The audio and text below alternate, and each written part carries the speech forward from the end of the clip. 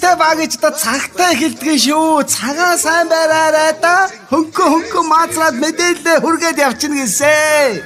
Yes. Шилтэй багээ.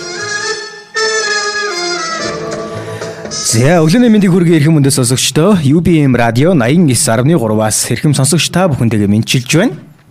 За өглөөний мэнд хүргье. За өглөөний мэнд хүргэе багийнхаа. За нийслэл Улаанбаатар хотод маань 10 цаг 4 минут болсон байна. Энэ цаг хугацаанд даваагаас баасан гараг бүрийн ягийн цаг хугацаанд хүрдэг шилдэг багийн танин мэдгэн нэвтрүүлгийн маань энэ удаагийн дугаар ийхүү эхлэхэд бэлэн болсон байна. Шууд эфир хөтлөгч Бүжээ, хөтлөгч багийн нар ажиллаж байна. За сонь сайхан юу тань багийнхаа. За энэ дажгүй сайхан байна да. Өнөөдөр ч одоо сайхан сэрүүхэн өдөр байна. Өчигдөр ч би одоо бүр ингээд хамаг даралт гисэж өгөх ингээ алдсан. Тэг энэ настай хүн зүгээр. Яаж яагаад нэг модны хөвн хамралуу орж ирээд амт тэмцүүлээл, халуун наран зохиулаад ажил дээр байсан нэг чиглэг пиа бодогдоод юм бодогдож өнжлөө. Хамраа гадуур хамраа ухаа явж байл бити гайхаараа модны хөвөнтэй ноцолдоод явж нэг пост явуулсан. Үнэн. Одоо чи манай өрөөг харсан мэт шалаар дүүрэн хөвн л байгаа үстэй модны. За өнөөдрийн бит хоёрын шилтэй багийн танин мэдгэн нэвтрүүлгээрээ одоо бид бүхний одоо хизээний хэрэглээ болсон кофений талаарх зарим нэгэн мэдээллийг та бүхэндээ сүрэхээр бэлтгэлээ тийм ээ. Тэглээ тий. За ерөнхийдөө кофе гэж юу вэ? Манай кофений талаараа багийнх нэг дэлгэрэнгүй мэдээлэл өгөөч. Арай кофе уудгаараа. За тэгье да. Болцоод ихийн дуудаад намайг. Кофе гэдэг нь бол ерөнхийдөө монгол хэлний толь өчгтөл боргол гэж орчуулагддаг юм байлээ. Чи пиццаг юу гэж хэлдэг юм мэдхүү монгол хэлээр? Хатаасан гамбар. Яасан хуурч юу лээ? Босон гамбар лөө. Үгүй гамбарцэг. Гамбарцэг лөө. За тэгэхээр сонсогчдод бас тогтоогоод аваарай. Кофег болохоор монгол хэлэнд боргол гэж орчуулдаг юм байлаа. Пиццаг нь болохоор гамбарцэг гэж орчуулдаг юм байлээ шүү. За тэгэхээр энэ сонирхол нэр юм даа. Гэтэ бид нэр англи хэлээр нэрлээ явсан. Монголчлал орчуулсан байна. Нэрлээд явцсан дээр бах уу? Гамбарцэг гэж нэрвэл одоо хүмүүс баг энийгээ зангуу байх та. За ер нь яг кофе гэж юу юм бэ? Кофе буюу боргол гэж юу юм бэ гэдэг юм одоо тодорхойлдог би хэлж гээ. За энэ бол тэр кофений буурцгийг одоо хуурж нүдээд нунтаглаад тэр нунтгийг нь буцлагсан усанд хийж найруулсан хар хөрөн өнгийн ундааг кофе гэж нэрлэдэг юм байна. Одоо бидний уугаад байгаа. Тий, бидний уугаад байгаа. За тэр буурцгийг нунтаглаад халуусанд хийгээд ингээд найруулад ууж байгаа тэр ундааг л кофе гэж байгаа. За кофе гэдэг нь бол араб хэлний кафа гэдэг үгнээс одоо гаралтай ийм одоо нэр юм байна. За кофений ургамал гэж байдаг. Кофений ер нь мод гэж байдаг юм байна да. Энэ чинь голдуу энэ халуун оронд ургадаг энэ Африкийн чиглэлийн мод юм шиг байгаа юм. За энэ бол ер нь бутлаг мод юм байлээ. За өмнөд Америк, Африк, Төв Америк болон өмнөд Азийн одоо энэ Азийн халуун хэсгэрүүдээр бол нэлээд ургаад байдаг. Ийм модтой юм байлээ шүү. Ийм бутлаг мод ургамал юм байлээ. Тэгэд хамгийн анх кофег хэн олсон бэ гэхэлэр нэг ямаач нөхөр ямаагаа ингээд бэлчээрлүүлээд одоо Африкт одоо эн чи Этиопоос гаралтай гэдэг баха. Этиопоос гаралтай юм байсан Африкийн. Тэгээ нэг ямаач нөхөр ямаагаа ингээд бэлчээгээ явж ямаанууд нэг мод руу авираад нэг юм буурцэг одоо ямааны хорголчгийн юмнууд ингээ идээд тэгэл нөгөөдөл чинь одоо оодомж гүйдэх гэж ихтэйг сэргэлэн цаваа болоод байсан гэж байгаа байхгүй юу. Тэгээ нөгөө нөхөр чинь гайхадгүй энэ одоо юу идэж уугаад ингээ сэргэлэн цаваа одоо хариугүй бүрдсэн юмнууд байсан чи одоо ингээ сэргэлэн болчихваа гэдэггүй чад. Тэгээд нөгөөдгөө чинь ингээд юу яасан байгаа юм. Очоод ингээ үзээд тэр нөгөө буурцыг нь олсон байгаа. Тэгээ буурцыг нь юучаад нөгөөдг чинь ингээ амсаад үзсэн чинь гайгүй тийм гашуундууд тийм амттай тийм бор зүйл байсан гэж байгаа юм л да. Тэгээд нөгөө нөхөр чинь юу нэ тосгоныхоо тэр нэг ламд чөлөө сүмийнхээ ламд чөлөө аваачаад ингээд үзүүлсэн байгаа юм л да. Үгүй энэ нэг ичид байна энэ ламтонгой. Одоо энэ нэг буурцг энэ нэг буурцг шиг юм нэг одоо ингээд ямаа идчихээр жигтэйхэн сэргээ жигтэйхэн одоо хямар лундаан сэргээд одоо гоцоогоод байна гэд ингээд хэлсэн байгаа юм. Тэгээ лам бол нөгөө мө ядуу ямаач нэг бол жоохон бүл оошоосон байгаа юм л дөө. Юуг нь нөхөв дээ. Та тэгээд нөгөө лам чинь ингээд үзчихснээ аваачаад ингээд шидээцэн чинь гал руу унтсан. Тэгээ гал руу унаад ингээд нөгөө буурц чинь ингээд галд түлэгдээцэн чинь нэх гой үнэр гарсан гэж байгаа байхгүй юу. Хүү хаа юу болов яав юу гэдэг нөгөө түлэнгээ буурцгаа гаргаж ирээд ингээд үнэрсэн чичгтэр үн тансаг үнэр гарч ирсэн. За тэгэнгүүт нь нөгөөдгөө чинь ингээд амдаа хийгээд ингээд ажиллаад үдээсэн чинь чигтэйхэн гоё сэргээд нөгөө өстой ингээд ядарч ирсэн ингээд би чинь сэргэлэн цаваа болоод ингээд ингэсэн ингэж л одоо хамгийн анх кофе гэдэг юмыг хүндрэлтэн хэрэглээнд нэвтрүүлэх их хилэн тавигдсан гэж байгаа юм да. Ямаа л эхлэлийн тавиулсан юм байна тийм ээ. Ямаа л эхлэлийн тавиулсан юм билээ шүү. Тийм. За, кофены бүс гэж нэрлэгддэг юм байна. За, 70 орчим оронд үйлдвэрлэгдэх бөгөөд за кофений модыг бол дэлхийд дээр нийтдээ бол одоо 10 сая гектар газарт одоо тариалж байгаа гэсэн тооцоо байдаг юм байна. За, тэгээ гол төрөл байхаас хоёр гол төрөл байхаас нэг нь бол одоо хамгийн их тархсан Африк кофе. За, нөгөөх нь бол кофе Арабика. Арабика нөгөө тарж ургуулахад одоо арай хялбар. За, Robusta кофе гэж бас байд юм байна. За, тэгээд Арабика нь одоо өндөрлөг газар ургадаг бөгөөд 9 сарын дараа одоо цэцгэлдэг. Харин Robusta нь одоо нам газар ургадаг ба 11 сарын дараа цэцгэлдэг ийм хоёр төрөл байдаг бахнэ. За, тийм билээ нэ. Яг зүгээр Арабика нь бол арай илүү юу яасан юм уу гэж би бол дэлхийд арай илүү тархсан. Ер нь бол Арабика кофе, Robusta кофе гэдэг ингээ үндсэн хоёр төрөл байгаад байгаа юм.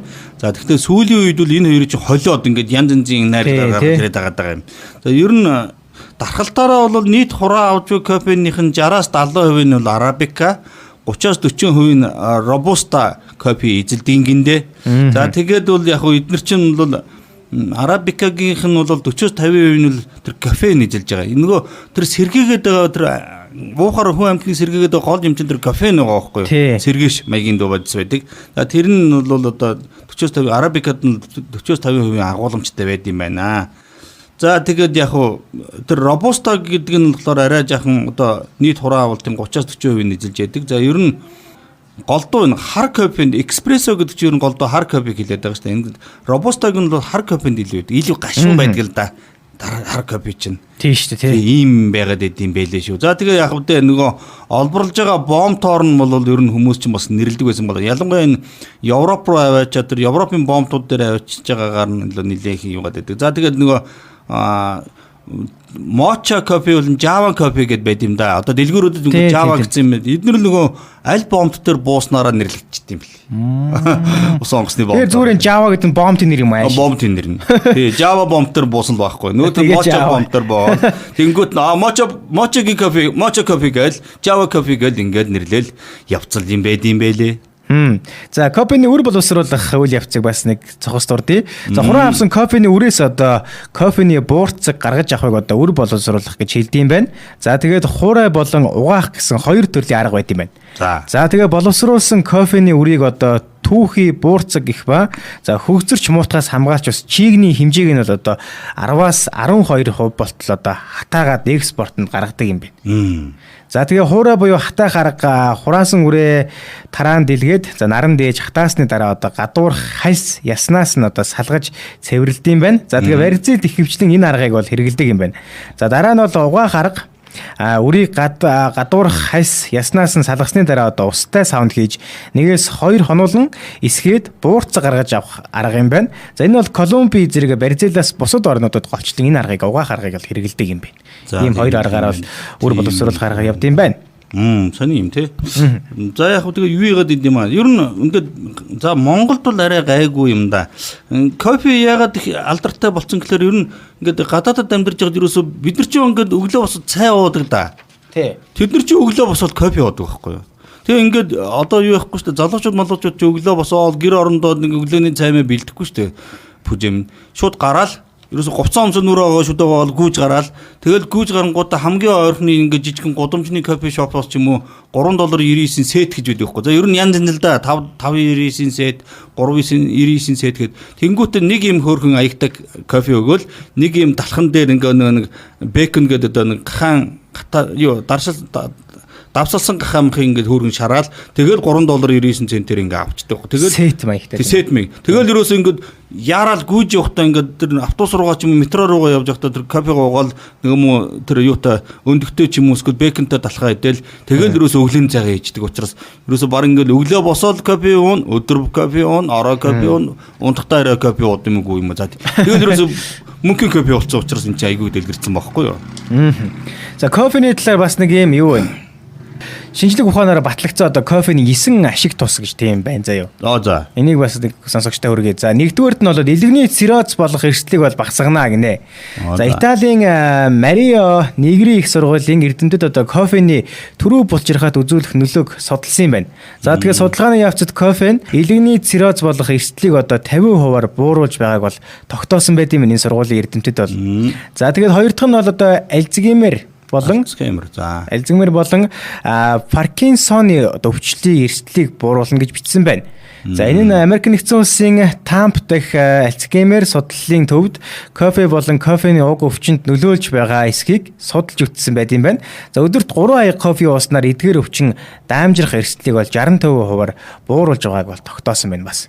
За тийм. Яг 3 аяг кофе гэдэг дээр ахын нэг бас нэг одоо юм хэлчихэ. Зүгээр ер нь 3-аас илүү аягийг ч нэг уугаад дэми юм шиг байгаа юм. Бас нэг эрдэмтдийн нэг би энэ судалгааг олж уншлаа л да. Ер нь хүн бол тэр хар кофе 3-аас илүү аягийг уухаар булчин хатан гарчдаг гинэ. Тэгэд ингээд нөгөө Европын эмэгтэйчүүд эднэр чи одоо муулж байгаа юм биш. Олон жил кофе уугаад ирээд насан жахын яваад ирэхээр ингээд янкисэн ингээд ийм ингээд нэг ясна ингээд тоосон хүмүүс болчдөг байхгүй. Шанааны ясан тоосон ингээд бугуу юм ингээд хурууны үеийн товоогод эхэлдэг байхгүй. Тэр чинь бол нэг ясна ургаад байгаа даа биш. Булчингийн хатангаршуулаад байдаг тийм нэг юм харагдаад байд юм билээ кофег уухаар. Байлээ шүү. Тэгэхээр бас бидүүлээ бас бодолтой уухгүй бол бас тийм нэг юм гардаг. Эргэн л угаасаа юм хэтрүүлэн уувал тэгээд альж юм тийм үү. Эмэгчсэн хэтрүүлэн уувал тэгээд юу болно шүү дээ. Хороо шүү дээ. Ер нь эм чинь тодорхой тунгийн хорл байхгүй юу? Найруулад хэрэглээд зөв зөвхөстэй хэрэгжилжсэндээ юм болгож байгаа болохоос. За тэгээд хор тавдрын аюулыг бас багасгах гинэ. За өнгөрсөн 100-д хийсэн судалгаанууд кофег эрүүл мэндэд аюултай гэж дүгнэгддэг байлаа. За жишээ нь кофе нь хор тавдрын эсийг идэвхжүүлдэг гэж үзэж байсныг худлаа болохыг бол тогтоосон байна. За Милан дахь нийтийн эрүүл мэнд клиник судалгааны департамент болон Марио Негрийн их сургуулийн эрдэмтэн мэрэгчнүүдийн хамтран хийсэн судалгааны үр дүнгээс харахад кофений хөхний болон төрөв булчирхан хор тавдар тусах эрсдлийг бууруулж байгааг бол тогтоосон байна гэсэн юм судалгаас байт юм байна. За тэгээд зүрх судасны системд эерэг нөлөө үзүүлнэ гэж байна. За бас нэг түрүү буруу ойлголт бол байт юм байна. Зүрх судасны системд сөрөг нөлөө үзүүлдэг. За үнэн хэрэгтээ хэд хэдэн судалгаагаар эсрэг дүгнэлт гарсан. За нийтийн эрүүл мэндийг хамгаалах Харвардын сургуулийн Сингапурын үндэсний их сургууль за Бергхемийн эмэгтэйчүүдийн эмнэлгийн хэсэг бүлэг эрдэмтэд одоо судалгаа хийхэд өдөр болгон 3-аас 4 аяг кофе ууж байгаа хүмүүс уг ундааг уудаггүй хүмүүсээс зүрхний өвчлөлт 3 дахин бага нэрвэгддэг болохыг бол бас тогтоосон байна. Уг судалгаагаар мөн өдөрт 1 эсвэл 3 аяг кофе уусны ялгаа гарахгүй хэдэн ч аяг кофе уусан зүрх судасны системд сөрөг нөлөө үзүүлэхгүй болохыг бол тогтоосон байна л гэж шүү. За тийм ээ. Ер нь бол дээдлэн л 3 аяг юм байна. Тийм, ер нь 3 л гэж гарч ирээд байна тийм ээ. Тэгэхээр бас 3 тодорхой л одоо барьцсан дээр юм байна да гэж бодсон. Яг зүгээр хамгийн анхны instant coffee гэж яриад байгаа шүү дээ. Одоо нэг найруулдаг кофе гэдэг юм чинь 1771 онд Англид анх үүссэн гэж байгаа юм л да. Ер нь бол энэ чинь Англид нөгөө анх нөгөө пакеттэй цай байж штэ.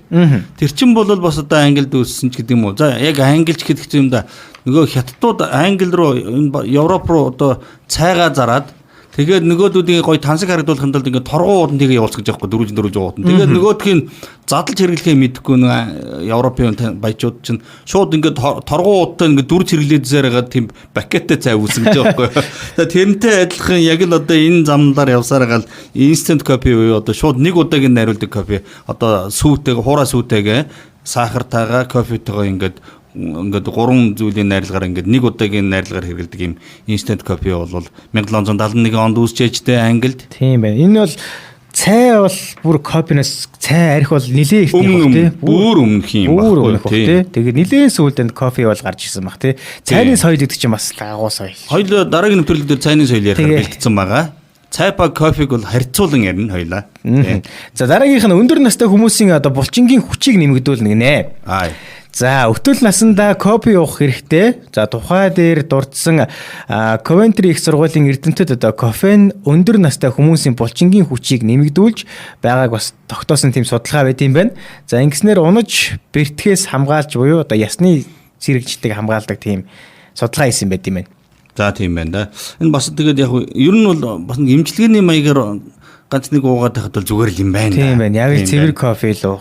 Одоо манайсын хэрэглээд байдаг одоо Үй. Максим тэр мөр л одоо кофенд орохгүй хөө. Тэр чи кофенд яг бас яг кофе биш юм байлээ л дээ. Нэг арай өөр төрлөл юм байлээ дээ. Чин бол одоо хуурай сүү За ер нь тийм кофений дуураймал амтл юм уу да. Тийм ээ. Яг жинхэнэ одоо тэр Nescafe эднэр чинь бол арай өөр бол авчдаг. Espresso эднэр чинь бол жинхэнэ кофе болоод. Тэгээд тэр чи боддоо тэр Tom Toms гэдэг ордын за тэр нэг Starbucks нэрд ороход ингээл баг орхоос өмнө ингээд нэг гоё ингээд годомжаар нь яг тэр үнэр нь өстө тасархаа тий. Одоо нэг баруун дөрвөн зам дээр нэг өгөөжийн өмнөр болоход нэг одоо борцгийн өндөр нэг хамар царагдаг да яг тэр шиг санагддаг шүү дээ надад. Тэгээ нэх гоё нэг энэр нэг ороод нэг үнэрж байгаа чултгаа гаргасан гэж бодогддог шүү дээ. За тэгээд дэлхийн хамгийн үнэтэй кофений талаар би бас нэг сонирхолтой баримт хэлж өгье. За дэлхийн хамгийн үнэтэй кофений түүхийн эдийг Кофе Luwak гэж нэрлэдэг гинэ. За кофе гэдэг нь болохоор мэдээж хэрэг Индонез хэлээр бол кофе гэсэн үг. Luwak гэдэг нь бол Азийн нэг юм одоо сонин одоо сүүлдээ суусар гэдэг амьтны одоо нэршилжингийн л дээ. Тэгээ нөгөө модон дээр амьдардаг энэ одоо суусарчин болохоор юу гэдэг юм бэ? Нөгөө юу кофенийхээ буурцгийг идчихээ тэрийг гүйцэд сайн ингээ боловсруулж одоо задлж чадлагүйгээр ингээ гадагшлуулчих одоо тэрүүгээр одоо баачдаг гэсэн үг л дээ тэр буурцгаараа. За тэгээд тэр цуусрын бааснаас гарсан тэр одоо баасан л юм л да кофений одоо буурцэг гэсэн баасын ингээд аваад хэрэглэхээр нэг сонин одоо сонирхолтой өнгө юу үнэр амт гаргадаг гинэ. За тэр нь бол дэлхий дээр хамгийн үнэтэй кофе болдог. За тэгээд 450 грамын одоо авч хэрэглэхэд худалдаж авахд бол 600 орчим Америк доллар болдог гэж байгаа байхгүй юу? Тэр суусрын баас. Ямар үнэтэй баадаг. За тэгэхээр чи бодё хоёлаа 450 грамм 600 орчим доллар юм бол 1 кг за 900 грамм 1200 болно. За 1 кг бол бараг 1300 доллар. За 1300 доллар гэдэг чинь Монгол мөнгөөр хэдв? 1300 сая 500 За 3 сая 500 дээр захиад бараг 2 сая төгрөг биш үү? 2 сая. 2 сая биш ээ. Энд чинь 1300 доллар чинь 1000 доллар 3 сая 500 заяа. За тийш дээ. Тэгэхээр чинь бараг 5 сая төгрөг болж таардахгүй. 1 кг баас нь суусар гэдэг тэр Кофе Luwak-ийн баас нь ингээд 5 сая төгрөг болоод байна шүү дээ манайхаа. Ийм амир үнэтэй болоодин гинэ. Энэ бас айхтар үнэтэй л идэм байна. За бас нэг өөр бас нэг арай өөр түүхий дээр хийсэн кофений болохоор нэг аяг нь $80 хүрдэг. Нэг аяг нь. За ийм юм байд юм. За хоёул үеэрээ байд өө. Ийм л байна. За дараагийнх нь дэлхийн хамгийн их кофе үйлдвэрлэдэг улс гинэ. За 18 дугаар зууны үеэс одоо кофег тариалж эхэлсэн. За Бразил улс нь кофе үйлдвэрлэлээр одоо дэлхийд тэргүүлдэг. За кофе Бразил улсын эдийн засагч чухал нөлөө үзүүлдэг бөгөөд жилд дунджаар одоо 2.7 сая тонн кофе үйлдвэрлэдэг юм байна.